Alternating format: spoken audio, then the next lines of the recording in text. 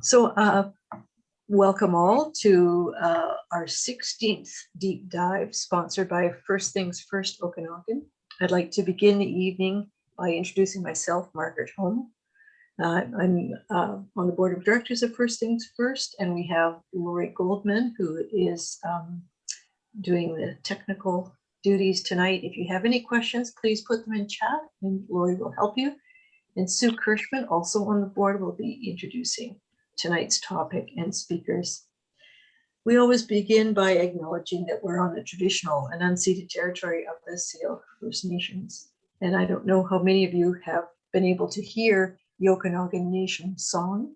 When translated, it says, "We are beautiful, we are Okanagan, because our land is beautiful."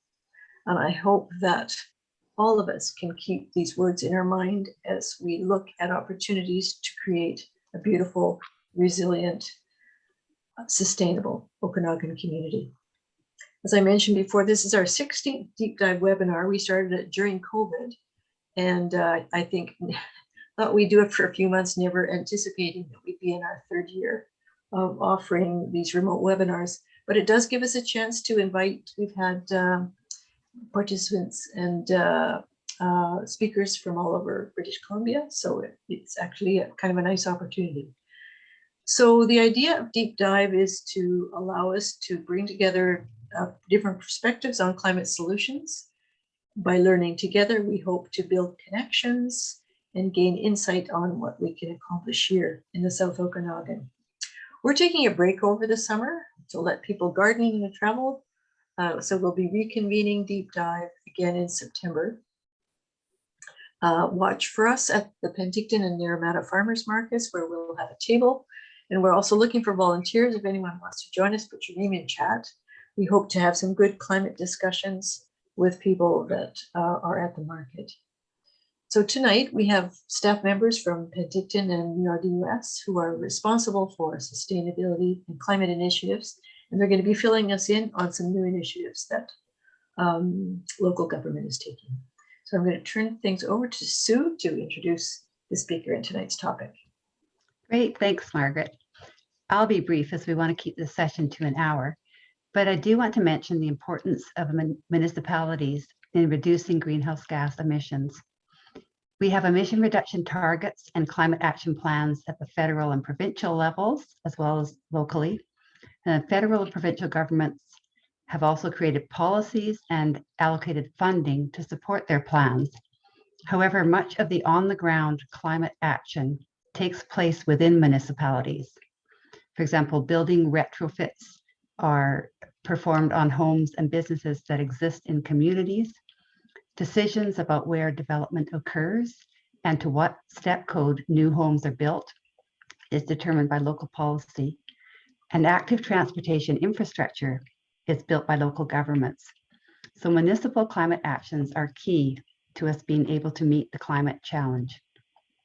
And as Margaret said, First Things First is pleased to have representatives from both of our local governments here tonight. Our first speaker will be David Kassian, who is the City of Penticton's Community Sustainability Coordinator. And some of you probably remember David from previous deep dive appearances. Jeremy Dresner is the Regional District's Senior Energy Specialist, and Jeremy will speak after David. If you have questions for either David or Jeremy, as Margaret mentioned, you can type them into the chat or just hang on to them and you can ask them afterwards in person if you like. So again, David and Jeremy, we really appreciate both of you joining us here tonight, and we're looking forward to your presentations. And with that, I will turn it over to you now, David. And I believe you're your co-host, so just go ahead.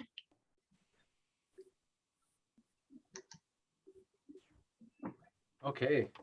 Good evening, everyone, and thank you, Sue, for the introduction. As mentioned, I'm Dave Kassian. I'm the Community Sustainability Coordinator with the City of Penticton. So during this deep dive discussion, I'll be introducing the city's recently adopted Corporate Energy and Emissions Plan. So during tonight's presentation, we'll cover the new Corporate Energy and Emissions Plan, which you also may hear me refer to as the CEAP, the Community Sustainability Advisory Committee, and the role the committee formed in the creation of the plan. current emissions and energy costs, and corporate greenhouse gas reduction targets. We'll also take a brief look at the actions in the corporate plan and some current projects the city is working on in 2022, as well as the financial implication of adopting the new corporate energy and emissions plan.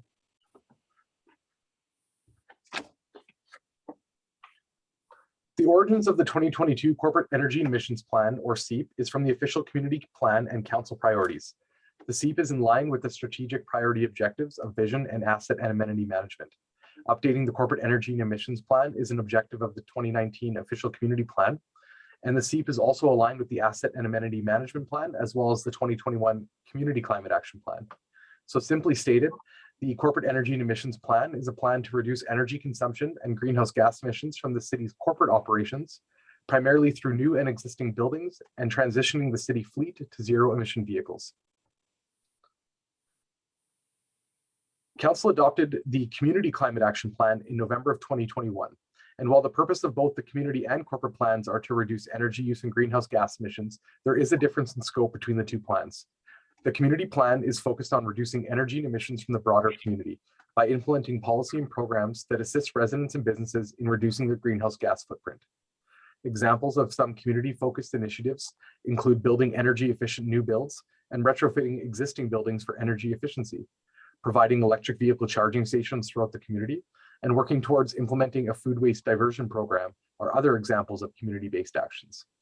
The Corporate Energy and Emissions Plan is focused on reducing emissions from two primary sources, the city-owned buildings and the city fleet, investing in zero-emission vehicles, such as the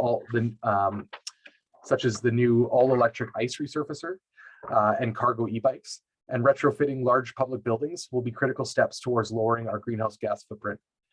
In summary, the community plan is focused on lowering emissions from residential, commercial, and institutional sources, while the corporate energy and emissions plan is centered on corporate operations and infrastructure. There are many benefits to adopting a corporate plan, including upholding the city's commitment to BC's Climate Action Charter. Having an up-to-date corporate plan also helps the city leverage external funding from sources such as Clean BC, UBCM, and the Federation of Canadian Municipalities. Implementing the plan will lead to reduced energy expenditures while also reducing exposure to fluctuating energy prices. The city is also demonstrating leadership in the community by reducing emissions and putting climate action into work.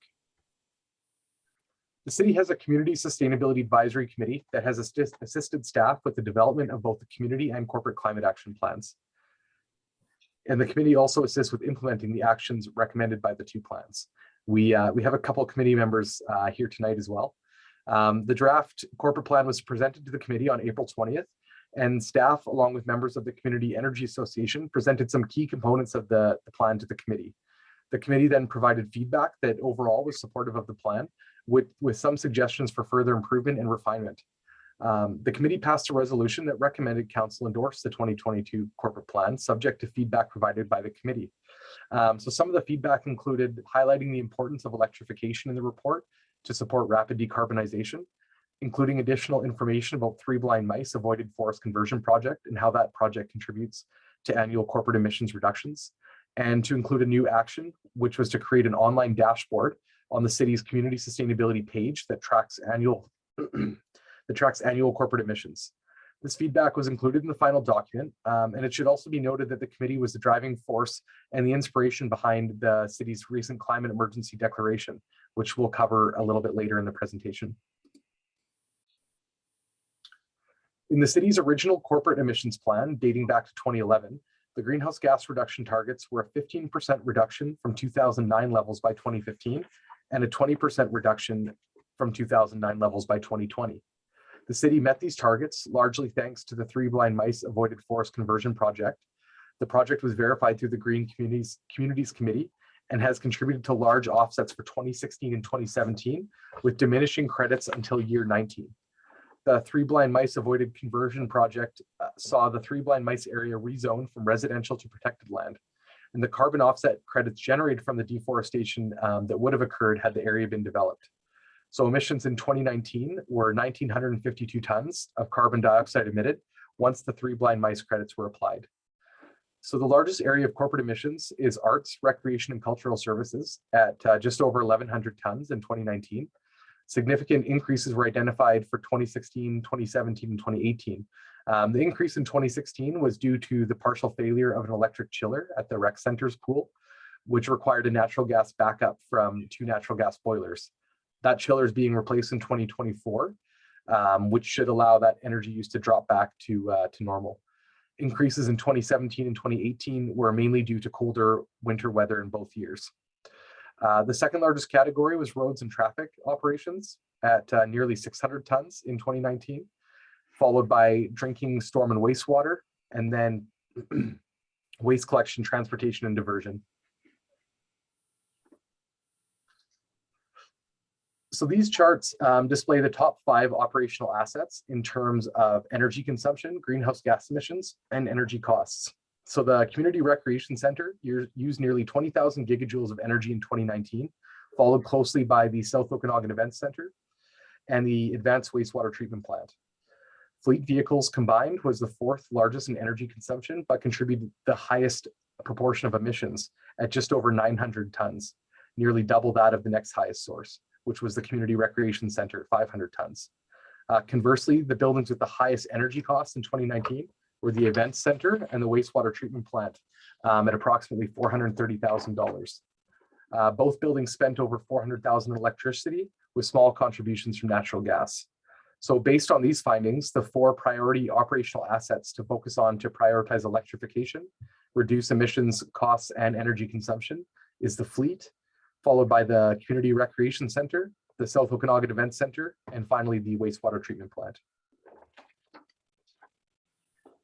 So based on modeling results from the implementation of actions in the corporate energy and emissions plan, the city adopted a short-term net emissions target, which included local reduction projects and offsets, such as the 3 Blind Mice project. The short-term net emissions target is a 30% reduction by 2025 and a 45% reduction by 2030, both from below 2009 levels. The city shouldn't depend on offsets in the long term to account for increasing corporate emissions. So through adoption of the corporate plan, the city also adopted a separate emissions target that does not include offsets or other projects that sequester carbon. So based on the modeling results, the corporate energy and emissions plan recommends a 25% reduction in emissions by 2025 and a 40% reduction by 2030, and then finally net zero by 2050. So based on modeling and analysis, best practices, and internal stakeholder consultation, the plan recommends actions in 5 categories. The first 2 categories are focused on decreasing energy use and greenhouse gas emissions in both new and existing corporate buildings. Energy generation is also key, which is reflected in the renewable energy category. For transportation, it will be critical to improve energy efficiency and reduce greenhouse gas emissions in the city's fleet by right-sizing vehicles and transitioning to zero-emission vehicles. The 5th category is enabling actions in corporate leadership, which aims to institutionalize the plan and demonstrate leadership on waste and water. Each category has distinct actions, which include timelines, estimated greenhouse gas reductions and financial impacts, and identifies the department responsible for implementation. The largest emissions reductions will result from energy retrofits on corporate buildings, as well as investing in electric and zero-emission vehicles and equipment for the city fleet.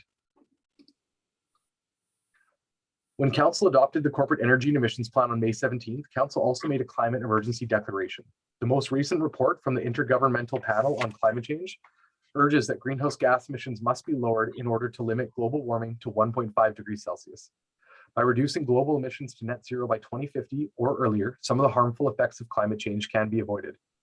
In order to address the IPCC report and to mitigate harmful effects of climate change, a key action item of the plan, which Council has now fulfilled, is Action 5.7, Declare a Climate Emergency. The action recommends that the city address the climate emergency by financing projects through respective department budgets and by utilizing the Climate Action Reserve to further fund projects that lower emissions and benefit the environment. It should also be noted that the Community Sustainability Advisory Committee was the big motivation behind the Climate Emergency Declaration. So through the development of the CEAP, there was much discussion internally about how to finance climate action. Some municipalities levy a small tax to bolster climate funds, while some put money into reserve for future use. The city has a climate action reserve that can be used to top up projects, provide seed money for grants, and for implementing climate actions. But rather than fully relying on the reserve or on taxation, departments will account for climate action costs in their annual budget and will bring projects forward during the normal budget process. The province also recently reinstated the Climate Action Revenue Incentive Program, but under a new name and with a slightly different structure. It's now called the Local Government Climate Action Program, or LGCAP, and this program is boosting funding to municipalities to implement programs and policy that reduce emissions and prepares communities for the impacts of a changing climate. The city will be receiving approximately $189,000 per year for 3 years, and this is up from $55,000 a year that Penticton used to receive under the CARET program. Funds must be spent within 3 years and can be used for a variety of climate actions, adaptation and resiliency projects. So there are several projects planned for or that are underway in 2022. We'll take a quick snapshot of this. So the city is looking towards electric and zero emission vehicles to lower both community and corporate emissions through policy and programs such as investing in new level 2 and fast charging EV stations, purchasing a second electric Zamboni and 3 new electric vehicles and 4 cargo e-bikes, including EV-ready charging requirements in the zoning bylaw, and adopting a graduated billing structure for level 2 EV charging. The city is working on an e-mobility strategy with the Community Energy Association, which aims to increase the number of zero-emission vehicles, including bikes, e-bikes, and electric vehicles, on the road in Penticton. Staff recently submitted a grant application to the Clean BC Community Fund to assist with retrofitting the Community Recreation Center for energy and emissions reductions. That one, a quick aside, we're really excited about because some preliminary audits show that we can save up to 300 tons per year by retrofitting the rec center and by getting the building off gas or big components of the building off gas and onto electricity. We've also done a recent review of the wastewater treatment plant lighting systems, have conducted energy audits on 6 large corporate buildings, and we have the continuation of the home energy loan program, the continuation of the lake-to-lake cycling route, and there's going to be 2 recycling ambassadors this year, as well as 1 water ambassador. The adoption of the just in conclusion, the adoption of the 2022 Corporate Energy and Emissions Plan follows the earlier adoption of the 2021 Community Climate Action Plan, which set the city in a positive direction to meet our climate responsibilities. The Corporate Energy and Emissions Plan is aligned with the direction of the OCP and the Asset and Amenity Management Plan. Following the adoption of the plan, the city will need to follow through on the actions and policies in order to meet the goals outlined in the community and corporate plans. Council has taken additional steps by adopting a climate emergency declaration and providing additional staff resources to implement climate action. So I just wanted to quickly say thank you again for inviting me to participate in tonight's deep dive discussion. I'll now turn the presentation back over to Sue, and I'm also here for any questions as well.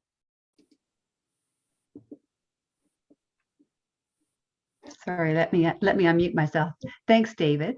I think we can just jump right into Jeremy's presentation now, and then we'll have questions afterwards. I see a couple are in the chat, but if people would like to continue entering questions in, that would be great. So go ahead, Jeremy. Okay. Hi, everyone. Can you hopefully see my screen okay here? I'd like to take the opportunity to thank everyone at First Things First Okanagan for inviting me to speak tonight, and maybe just a little reminder of who the there we go, that's better. Maybe just a little reminder of who the regional district are. So we are that small building over the road from this City of Penticton Town Hall, and the regional district is responsible for all of the rural areas and also work that is done between municipalities in the whole region. So it's a really broad area from Manning Park, Princeton, Keremeus, Soyuz, Oliver, and we're responsible for a lot of the work done there. Tonight I'm going to be introducing our pre-launched community energy saving platform. So we are working with a company called Properate, and you can see their website down there, rdos.properate.io, and I would encourage you all to check it out. So what is a community energy saving platform, and why is that an important thing? So this is one of the posters we've developed. With the full launch of this program is going to be on June the 1st. And so you're seeing some of this as a special preview there. And it is a free online home energy report for everyone in the region. So myself, I have responsibilities on the corporate side, as David does as well, for corporate buildings, but also on the community side. And some of my primary goals are increasing community participation in the areas of conservation and energy management, and also strategically advancing the development of policies and programs that move the RDOS towards a low carbon energy future. So what does this mean then for community energy? It means leading policy and development and implementation to advance low carbon energy initiatives, review and compile data in support of forecasting and segmentation, developing a building energy retrofit strategy, develop a stakeholder platform to build strategic coordination and education in retrofit action plans, define the customer journey for renovations that it could incorporate energy retrofits, and develop and execute plans to raise corporate and community awareness of 40BC programs and incentives for low carbon energy solutions. So a lot of words there. And I was thinking about a lot of that, and it's a real challenge. For residential, every home is different.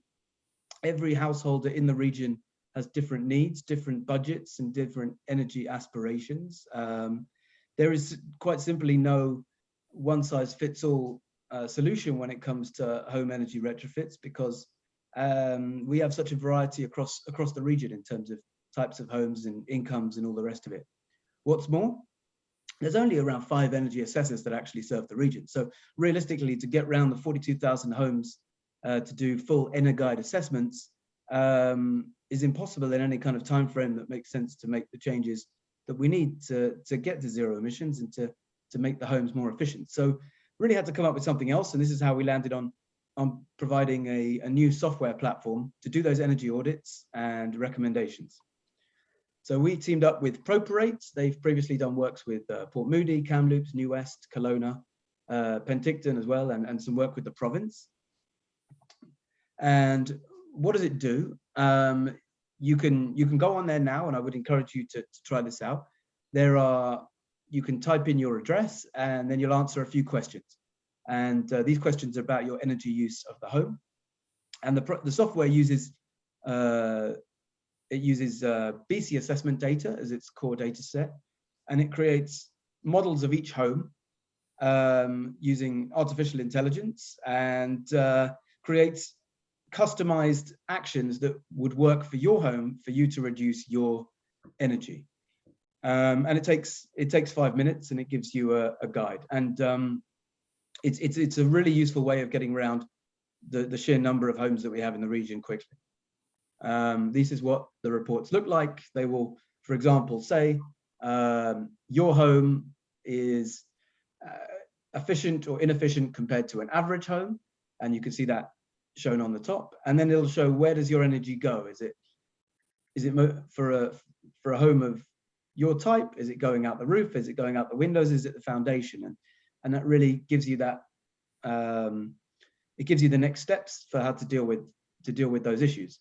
There is pricing for the upgrades in there. So if it recommends a heat pump or insulation or additional new windows or solar panels, whatever it is, there's pricing in there for that bundle. It shows the relevant FortisBC and Clean BC incentives, and gives encouragement to go through the federal government's Greener Homes grant as well, if that seems like it's relevant for you. So it's a very smart program where it takes there's a lot of information in BC assessment, and it's got the age of your home. It's obviously got the exact location of your home, and then you can start applying weather data to it. It's got the number of stories, the type of furnace you have, and it can make a number of smart assumptions from there, especially if you answer those few questions and provide that advice that is really tailored for you in your given situation. So I think this is going to be really valuable for the community. And often I've had discussions with people and they say, I know about my home. I've lived in my home for 30 years. What can anyone else tell me about my home that I don't already know? And that's pretty reasonable. I'm not saying that I or a computer program would know more necessarily than you, but there are things that people don't know externally as well. So there's a lot of building science principles that go into having an airtight and efficient home. There are provincial emission factors from various fuel sources. So we all know that gas is more carbon intensive, certainly than electricity, but some homes are still on propane and some use wood. What are the emission factors from those sources? There are different sources of energy drains in every home. I've learned a lot myself about under slab insulation and how certain homes, that is really where they're losing their heat. And it's can be different from everywhere. People don't necessarily know about what options are available for recladding a home and the envelope and insulation, the condition of their HVAC, how to troubleshoot problems, new equipment options, what the lifetime GHG outcomes are for various upgrades. So if you are spending the money to upgrade now, let's say from a gas to a heat pump, what would be the lifetime emission outcomes for that as compared to going with a dual fuel option, for example? And how long, if you were to upgrade now, how long is that equipment expected to last? And also, what are the relevant Fortis BC, provincial and federal incentives that are available? There's so much information. And I don't expect any homeowner to be an expert on this, so I really think it's valuable. However well you know your home and however well you know any part of the industry or any part of upgrades, there's going to be some information you'll get out of that I think will make you think, and it adds some valuable information to your home. And, you know, not everyone is in the right circumstances, either financially or in terms of where they are to do an upgrade this year or next year. But having worked out a plan with Properate, homeowners can now have a plan for their property, and I think that's really valuable. Having a plan for when equipment does fail and when you need to replace it is so much better than having to call up contractors when a furnace has gone down or when hot water is broken and you need whatever they can get to you soon. So I think that's going to be very valuable in that way of just helping people plan ahead. Not only that, you also get an EnerGuide score estimate. You get a deep energy retrofit interface that basically says, okay, if you wanted to really make your home efficient and do a number of bundled incentives, how would that work? As I said, it gets direct connection with the latest incentives. And if you want to talk to somebody, Properate have a phone line, and you can take your results and speak to somebody about that. And it's also very useful when you're speaking to a contractor who might come around, and you can say, what about this option and what about that option? And you're starting from a place of more knowledge if you've got that report to hand. So that's what we're offering. That's launching on June the 1st. If you go on the site, you'll see that there's a map function, and that is something that's it's been a lot of work. We put a lot into it, and that has shown all of the homes in the region that we could get data for, and it shows them on a traffic light system from red for the least efficient homes to yellow and green for the most efficient homes. And why we're doing this is we're looking to pilot efficient neighborhoods. The thinking is a lot of subdivisions were built at the same time, same kind of materials, and often the same kind of problems. They often have same sidings or heat pumps or windows or that need replacing at the same time. And there's a kind of collective action problem there, where if there was coordination, those neighbors may be able to work together and get better prices. And it certainly would be cheaper for the contractors to be working on a number of properties at once, and more attractive for them to be doing that kind of work. Now, we are setting up a regional connections page specific for each area of the regional district. And our hope is that a lot of folks will go on there and share the information they've received from their reports and be looking for neighbors who are trying to do similar projects, whatever it is, heat pumps or solar panels or insulation, whatever it is. As long as there is something that folks are trying to do at the same time, we can assist certain neighborhoods as pilot efficient neighborhoods. So that's where we're hoping that this goes. And yeah, it's new territory for us, but if it all goes well, we hope that there may be the case to be made for all of this as an ongoing service for the region.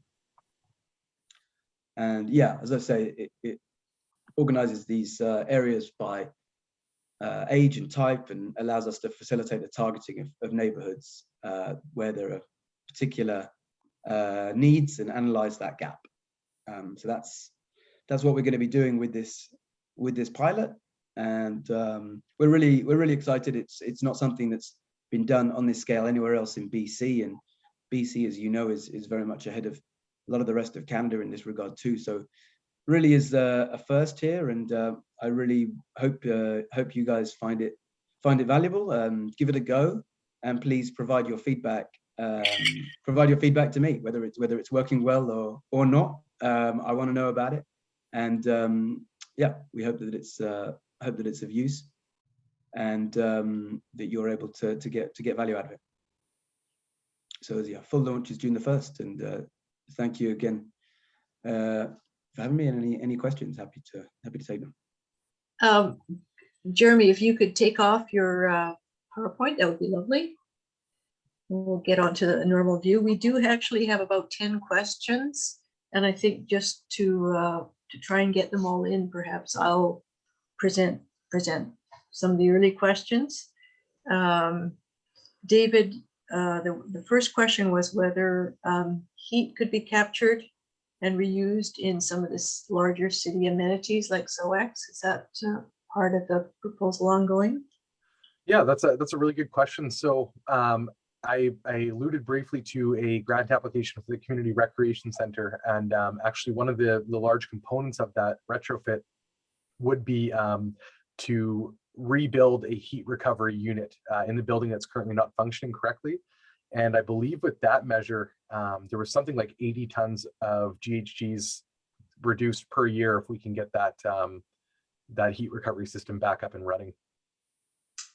Great, thank you. And this is a question for David and Jeremy together. And I'm actually going to combine a couple of questions because they relate to the same thing.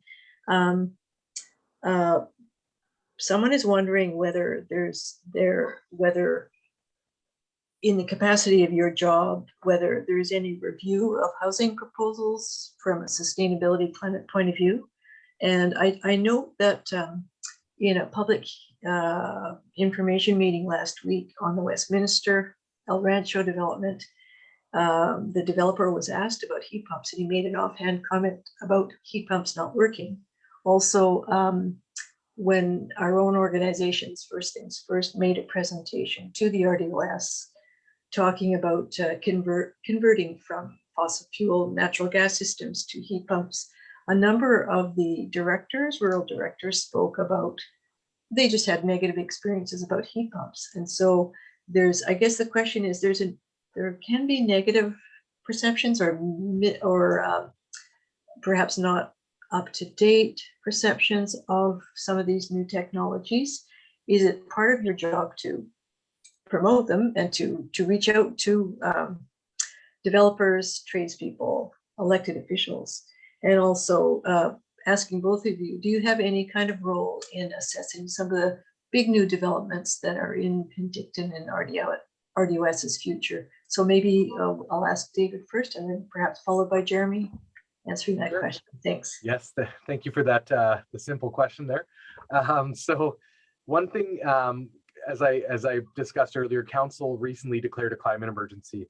And as part of that declaration, a new change for staff is going to be, so when we submit council reports, there's kind of a template that we follow. And there's a few key things that we need to speak on as staff for each council report. So in the new council report structure going forward, there's going to be a climate action consideration section where staff will have to identify, how this project or development aligns with our community climate action plan or with our corporate climate action plan. And if there is no alignment, why is that? So right now, development is reviewed from more of a technical standpoint through planning, fire inspector, through solid waste lenses, things like that. And going forward, you'll see a lot more of that sustainability lens, climate action, environmental lens applied to all council reports and all items going forward to council. And then, yeah, just to touch on your comment about the heat pump misinformation. I mean, with all the information available, it's tough to kind of challenge that mindset. Some things that the city's building department do is I believe they still hold quarterly kind of breakfast, lunch and learns with builders. We recently did a joint with the RDOS Jeremy and with District of Summerland. We had a heat pump, similar presentation to First Things First with an energy coach. We hosted a kind of heat pump awareness webinar. So, there are some local actions, but unfortunately that the industry capacity, I think, needs to catch up as well. And anything we can do to support that, I'm all ears. Yeah, we don't have quite the same mandate that David does as of the beginning of May, and congratulations for all your work in getting that through at City of Penticton. You've done a great job there. And a lot of our planning for larger buildings speaks to the official community plans of that area. They get updated periodically, but generally it's about every 5 years. And some of those official community plans are being drawn up at the moment, and some tougher targets are being put in them by those communities, which are going to impact the way that that large developments are able to take place there. But it is a patchwork at the moment because of the nature of the different rural areas within the region. We are planning on a lot of electrification of our own buildings and a lot of heat pumps, and I'm going to be really happy to demonstrate those to the wider public, and to make the case that they are suitable for this climate, and we hope to just lead by example in that way. I don't have a mandate to encourage heat pumps at the cost of anything else. But as David said, yeah, we signed up to assist with joint incentives and additional incentives with the regional district, along with Penticton and Summerland. So yeah, the software will make the case for heat pumps if that is suitable for you, and I think the case is getting stronger and stronger every year. And what was true 2 or 3 years ago about the ability of heat pumps to perform in very cold temperatures becomes less and less true every year. But David is absolutely right. We do need more suppliers. We do need more skilled tradespeople in the region who are experienced with this, because it's extremely hard to get hold of, and the best will in the world, people will have to take what they can get when they need heat in their homes. So yeah, I hope that answers the question, Margaret. It sounds like we also need kind of a public education program too, even to make people aware of the rebate programs, of things like Properate and the programs in the loan program the City of Penticton has. Do you have money for sort of promotion and education in your budgets, which seems to be an important piece moving forward? Yeah, so as Margaret touched on, we have the Home Energy Loan Program, which provides low interest loans for people performing retrofits on their house for energy savings. And one thing that we did at the city this year was we submitted a grant application to the Federation of Canadian Municipalities to secure additional funding to really have that program looked at, the HELP program, and overhauled. And a key feature of that we want to incorporate is topping up of rebates or existing incentives, and just finding the best way to do that, to help residents that really need that extra assistance in making an energy change on their home. So at this time, we don't have any top-ups or incentives, but I'm hopeful that by probably mid 2023 that we have a clear direction forward and have a plan for that. Yeah, just briefly, we don't have any particular dollars assigned for education at the moment. However, the local government climate action program has also provided significantly more funding for the next 3 years than we had previously, and that money is yet to be assigned. So you never know. I think it would be valuable, and I'll make the case for it. You spoke, both of you, a lot about buildings and reducing emissions, but there's a question about waste, and someone's wondering if a composting system is on its way for Penticton, but I think we could ask that same question for the RDOS. Any Do you want to take estimated time of arrivals for a composting system from either of you? I might have to defer this one to Jeremy. Yeah, so estimated time of arrival. I can't give you that exactly, but there are the key candidate site for something like that would be at Campbell Mountain, and other options are being considered, but Campbell Mountain is definitely holding strong. There is, as you may be aware, an issue with leachate up there where it is in the breach of regulations, and something has to be done soon. We are considering composting as an option up there, but also considering energy generation options, and that has both complicated things and provided some really potentially very exciting opportunities. We've seen some very, very exciting proposals, and we are getting them reviewed by third-party engineers currently to make sure that they actually do what they say they're going to do.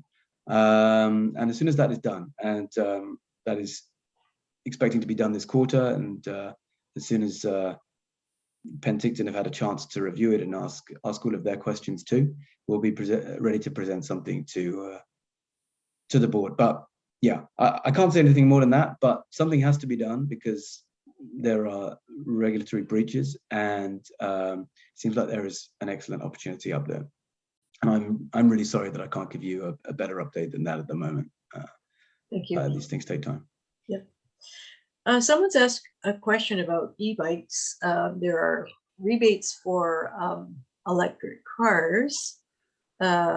Is there a possibility you could ask the province to consider rebates for e-bikes? And I'm going to combine this with another personal question, and that is, the home energy loan program is a great idea. Might it be extended to e-bikes and electric vehicles? And Jeremy, do you think the RDOS might be considering some sort of home energy loan program that would help people to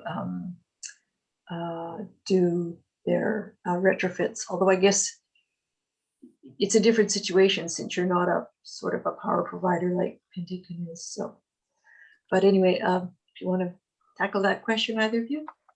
Yeah, so as Margaret alluded to, because Penticton owns its own electric utility, we're kind of uniquely positioned to help people finance different items and that is recovered on paid back on their utility bill, or there's very low risk to the city because if the house is sold and there's still an outstanding bill, then that comes off the sale of the house. One thing we've determined was that can't be extended to things like electric vehicles or e-bikes or bicycles. So one thing that we're actively working on with the Community Energy Association, they were the consultants hired to develop both of our emissions plans, is an e-mobility strategy. And part of that strategy, a big component of it, is there's really two programs running right now in British Columbia through a couple of municipalities, Nelson and Saanich. One of them is a financing program where you can help pay the cost of your bike off over time. The other is a income qualified rebate program, and that's in Saanich. So we're currently looking at both models and which one will be better suited to Penticton.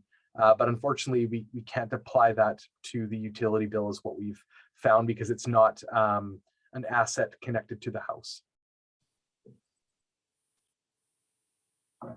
Yeah, it is a different situation in terms of financing. The provincial government are looking at changing the rules to allow PACE financing, which is something that's quite prevalent in America and in Ontario and other places where you can borrow for the energy savings for your home. Currently, you can't do that in BC, but the provincial government has said they're looking at the rules, and the RDOS is working with the City of Kelowna and District of Summerland on a proposal for that, and Kelowna have done a fair amount of work. Yes, it is just a different financial setup if you don't have a utility, and we got a few different routes we can go down, including working with local credit unions and financing groups to do it. We are investigating that actively. As far as e-bikes go, we have a staff program where you can get a bike and an e-bike paid off slowly rather than having to put all the capital up front. That has been popular. So I think the precedent has somewhat been set. We're obviously rolling it out. Community scale is going to require quite a lot of additional budget. So I don't think it's impossible that could happen, but I think a more likely avenue is that the provincial government, who does so much good work funding electric vehicle incentives, may turn their attentions to funding e-bikes. And while I think incentives for electric vehicles are fantastic, the sheer popularity of electric vehicles at the moment, the fact that they're so hard to find, means that the incentives are going to be somewhat redundant in that sphere pretty soon because they're already so popular. So it might be something that's worth taking to the province and suggesting that some of that gets repurposed towards e-bikes. I can't remember the exact number, but it was many hundreds of e-bike batteries that go into the equivalent of that go into a Ford F-150 Lightning. It was like 600-700 e-bike batteries or something ridiculous. So we could be getting a lot more mobility if we were rolling out e-bikes further.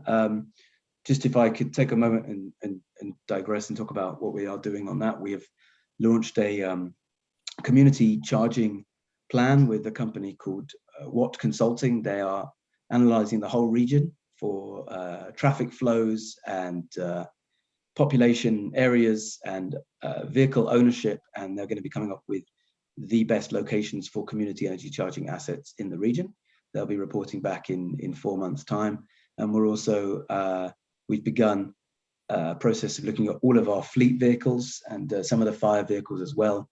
We've got devices installed that are going to be able to give us a very clear picture of their usage and patterns and the age of the vehicles and so on, and a report will be produced by the end of the year for electrification of our fleet vehicles as well. So just a little bit of information there, but we're kind of getting our own house in order somewhat before we can start spreading the message to the community. With all the concentration on electrifying of bicycles and vehicles and our homes, are solar solutions being looked at so that solar would be increasing electricity available within the community? That's a question here to, I guess, increase community resilience. Yeah, so the electric utility, Penticton Electric Utility has it, I believe, in their 2024 plan to purchase and install two 1 megawatt batteries coupled with a solar array. So that would be used for peak shaving. That would be used in times kind of emergency. In our new corporate energy and emissions plan, we have it for all new city buildings are going to have solar. And whenever a roof is redone on an existing building, we'll have it looked at for solar potential and at minimum run conduit to make it solar ready as well. Great, thank you. I think I've covered most of the questions. Maybe I'll have my own question. I know that those of us in First Things First, we're pretty motivated to be trying to do some of our own retrofits and finding them very, very difficult. I know myself, we've had a home energy assessment. And actually, Jeremy, you'll be pleased to know that I also went through the Properate process, and I paid $400 for my energy assessment, and the Properate evaluation was within 2 sort of points of giving me the EnerGuide score was almost identical. So that's fantastic. Yeah, so it's obviously achieved some sort of pretty good ability to mimic, a personalized half-day assessment. But anyway, in thinking about installing a heat pump, it's involved electricity upgrades, moving telephone poles, all kinds of things. And I know Lori too has been looking at different rebate offers. The tradespeople that are accredited to do work in this area are very limited. And so I guess we feel that we need help to sort of manage making retrofit plans, because we are pretty motivated to make those changes, and yet have not done so yet because of all of the pretty serious barriers in the way of things that need to be done to our older homes. So any chance that there might be someone on contract to just help people with their retrofit questions, or maybe the government providing that? And secondly, there's this huge emphasis on energy retrofits to meet our climate targets. Do you have any sense of how many you need to do per year to meet targets? And if not, why not? Because surely, this work is great, but we need to know that we're actually moving towards meeting some of these steps we need to take to get to your goals for 2025 and 2030. Another complicated big question, but maybe Jeremy, you can answer first, and then David. Yeah,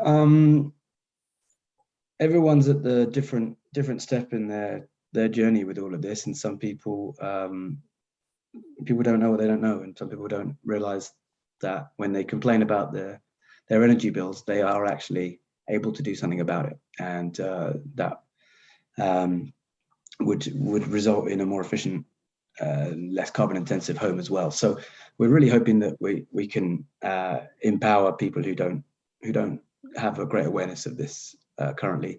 As I mentioned in the presentation, we are experimenting with this neighborhood idea, where if you and your neighbors have similar needs, get together. We will organize an open house so that everyone can discuss it, and we'll see if there's enough weight of numbers to really put an RFP together and get contractors interested in a project of that scale. So I think more general contractors might be interested in a number of homes at a time, and I think there could be savings for the homeowners as well if they coordinate. It's not going to be easy. I'm going to be walking through holding hands with these neighborhoods that want to do it, because especially when you're asking people to make large investments, it always gets complex.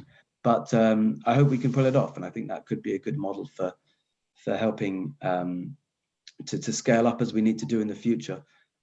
Just on the targets piece, I'm really happy to hear you say that the assessment you got was verified somewhat by the software, and the software it's a pilot. And to speak to Laurie's question that she put in the chat, it's only for Part 9 homes. There are certain homes in stratas and in apartment buildings and certain manufactured homes that aren't in the pilot, because we couldn't get the data. So we would hope to expand it to everyone in the future if the pilot's successful. But the homes that are there, it gives that GHG equivalent calculation, and from there it's some simple-ish maths to work out how many homes we would have to do a year to get us to zero. But yeah, the numbers, whichever way you cut it, the numbers are always a little bit frightening. And of course, we're building new homes. By next year, there will be step 3 on the step code, which helps. But ultimately, the new homes we're building at the moment, if they're using natural gas, are adding to the emission pile, and we're not retrofitting the existing homes fast enough to take it away and to decrease that. So whichever way you look at it, we need more skilled people, and we need more advice, and we need more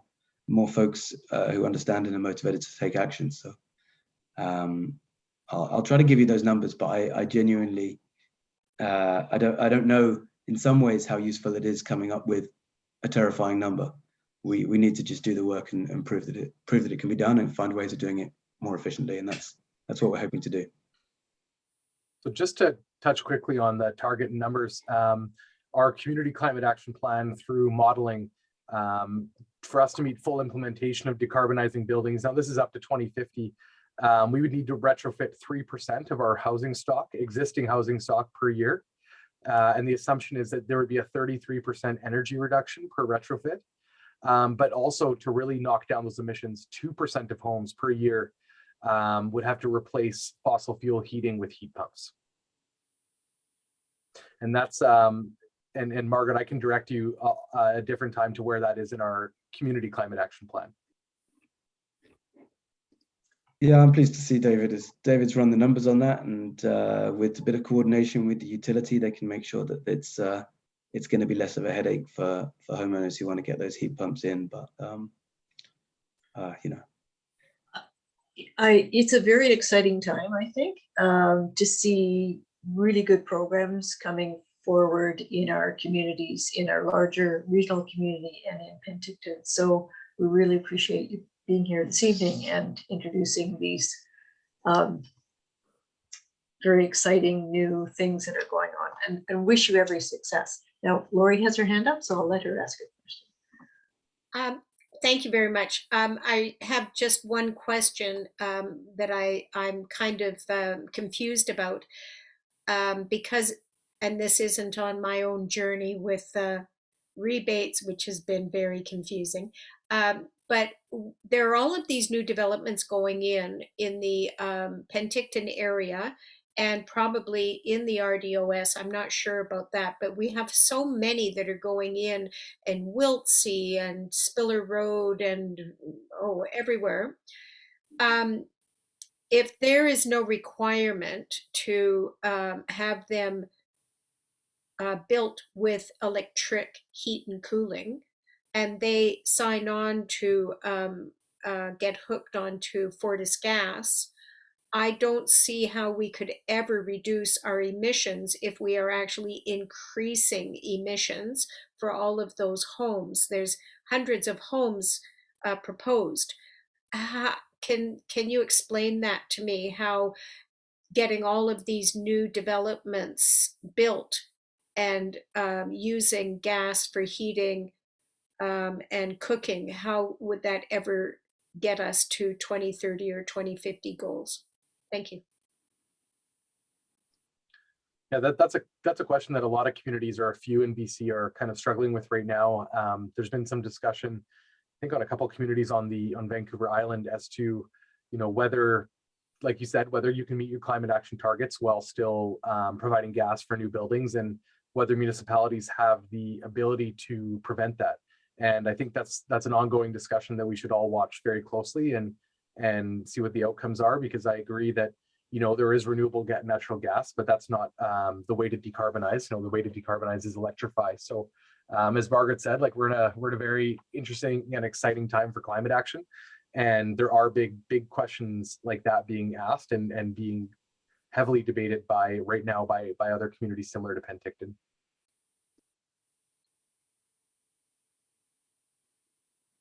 I don't really have anything to add to what David said. He said it well. But thanks for the question. Thanks to both of you. Maybe I'll turn things over to Sue. We've reached 8 o'clock, and I think we've answered all the questions posed in the chat. Sue, maybe you could summarize in the evening.